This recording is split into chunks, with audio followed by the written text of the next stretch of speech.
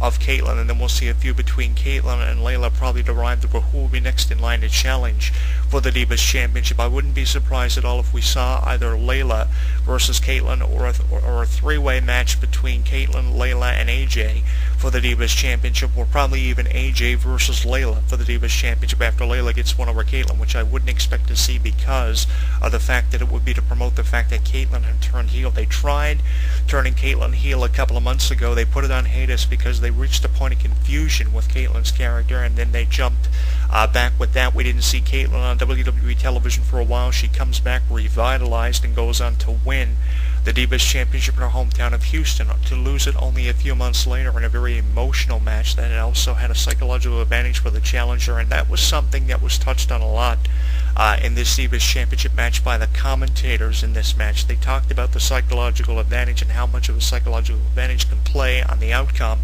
of matches, and how it can be just such an advantage for someone like a challenger more so than the champion. The champion tried to play psychological mind games with the challenger, but it failed. It wasn't as effective as the mind games the challenger was trying to apply, which was very effectively used. Of course, AJ, had weeks of an advantage heading into this match, and the promos and everything were just to get inside the head of Caitlyn. She said that Caitlyn was going to go back to the trailer park that she came from. I mean, this was just an intense match from the get-go, even in the weeks prior to the match, and that was something that the commentators referenced quite a lot.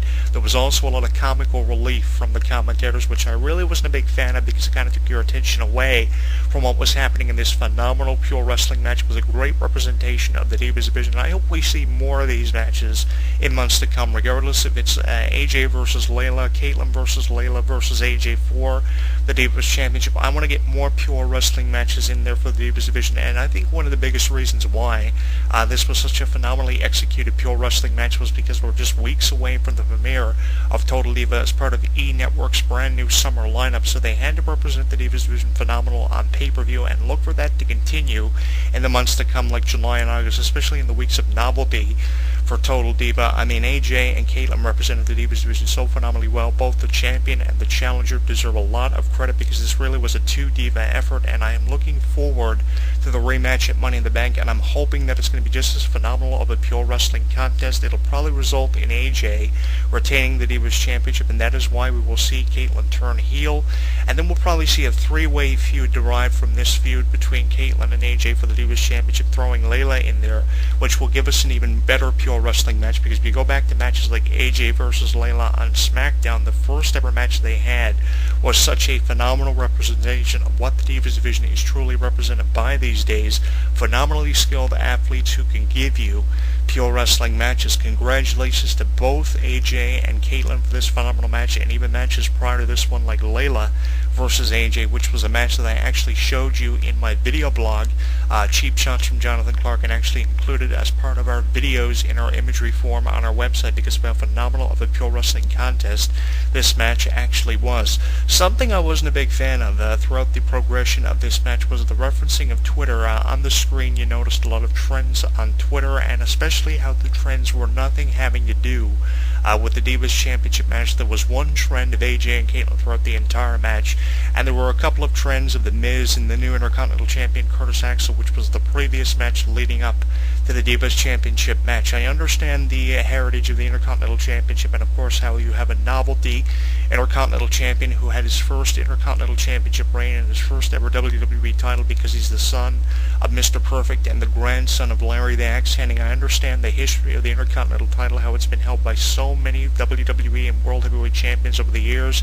how it was used as a stepping stone, but I think that referencing the Intercontinental title as much as you did both for the trends on Twitter on the screen and in the commentary kind of took the attention away from this match, and that's really the only down point and thing that I had to criticize about the Divas Championship match. But all in all, it was a great match, and I'm sure I'm not the only wrestling fan who feels the same way, and of course I'm sure a lot of you are feeling very frustrated over the commentary that was provided in this match. It was very accurate and very to the point, but there was a little bit too much comical relief, and there was a little bit too much referencing of other matches that had happened throughout the night of Payback prior to the Divas Championship match. They were talking about the WWE 3 Stages of Hell match even before it happened. During the match, they were talking about the wives of both JBL and Jerry Lawler, and they were talking about how titles had already previously changed hands during Payback, especially too much referencing of the Intercontinental title match. Of course, the three-way match between The Miz, Curtis Axel, and then Intercontinental Champion champion Wade Barrett.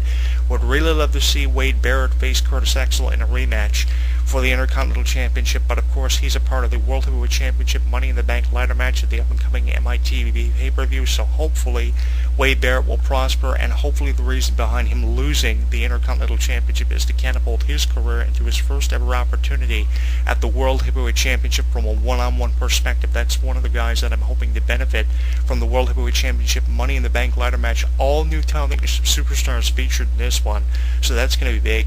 And the Divas Championship match, of course, this year at WWE Money in the Bank, we have seen so many phenomenal ones over the years, like Brie Bella versus Kelly Kelly, which was a phenomenal match from 2011, just 2 years ago.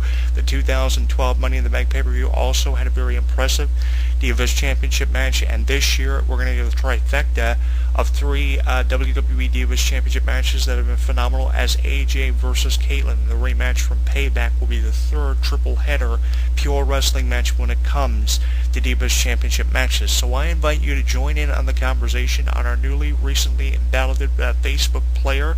You can listen to archives of the show as we're featuring featured audio commentaries on Facebook for you for the first time ever. Make sure you check all that stuff out, as we're frequently updating that. You can also send us a friend's request and send us your opinion by posting something creative on our Facebook wall or sending us a message, facebook.com/HW Entertainment. Let us know what you think of the recently balloted Facebook player. You can also get in on the conversation by following us on Twitter at JonathanClarke1, where you can see Caitlyn versus AJ from Payback and the shift of the championship from Caitlyn to AJ in its entirety in one of our archived tweets at JonathanClarke1 on Twitter. Let us know what you think of that with a creative hashtag. You can also watch past video archives of this radio show and this featured video on the congratulations we're offering towards AJ's inaugural reign as the WWE Divas Champion. You can do that on the newly redesigned YouTube One channel of HW Entertainment, youtube.com/JonathanClarke22, as I both congratulate AJ and congratulate John Bradshaw Layfield on the phenomenal commentary that he's been dropping recently for pay-per-views, Raw and SmackDown. It's just phenomenal hearing his opinion on some of the matches and some of the outcomes of these matches and some of his predictions for the future of the WWE, how he favors some of the new talent, superstars, how he favors the Divas. Now he really gets into, no matter what match he's calling, he may be described as a very overpowering individual on times, but even though he's overpowering, he's one of the most entertaining of the 3 we hear on Raw, of anyone we hear on the pay-per-view, and of course out of Josh Matthews and JBL, who are a double commentary team, apart from having a 3-man commentary team on SmackDown, which hasn't been very effective over the years.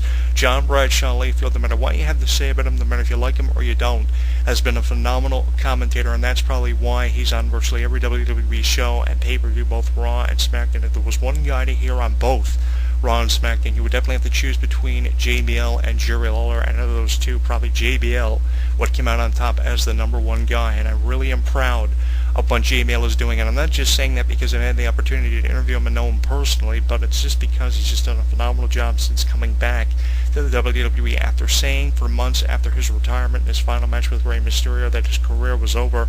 He comes back, surprises us all, and does phenomenal commentary, and I think that in years to come he's only going to get better as an inputter when it comes to opinions and doing commentary for both editions of WWE TV and of course pay-per-view, and he proved it during this Divas Championship match. All in all, on a 5-star perspective, from a 5-star perspective scale, you got to rate this match at least 3.5 out of 5 stars, just because of the pure wrestling that we saw, the emotional and psychological advantage, both aspects that AJ had. Never seen quite a strategy implied by a challenger in this match from a Diva's point of view like we saw applied by AJ in this match, but it proved that to be very effective, and this is why over the last at least 2 years I've been a huge fan of AJ ever since NXT Season 3, finishing in the top 3, coming from there, being in WWE months, probably longer than some of the new domination Divas that were a part of NXT Season 3. She didn't win NXT Season 3, but months after her arrival in the WWE, she's Divas Champion quicker than some people who had made their debuts. It takes Divas years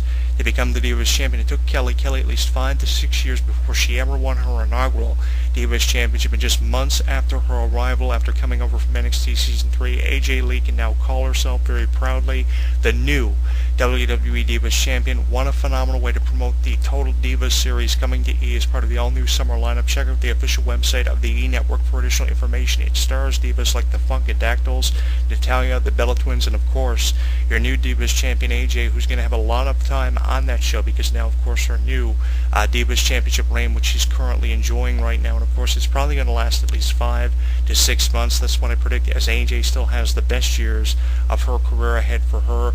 What did you think of this match? Let me know on Facebook at facebook.com/HGW Entertainment. Check out our newly embellished Facebook player for our Facebook page.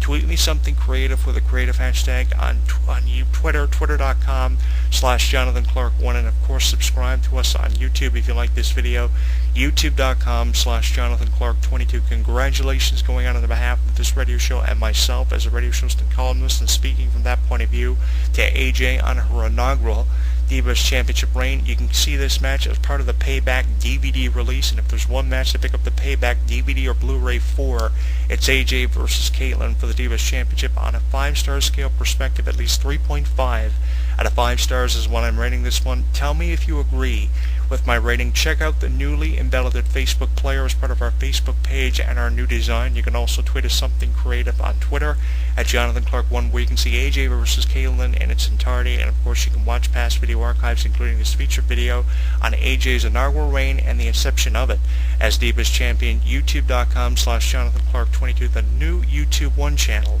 of HGW Entertainment. I'm your host, Jonathan Clarke, and I will see you next week. Some new music from Daughtry is on the way next. Crawling Back to You after the break is on our playlist. When something takes place in the world of professional wrestling, you know where to go.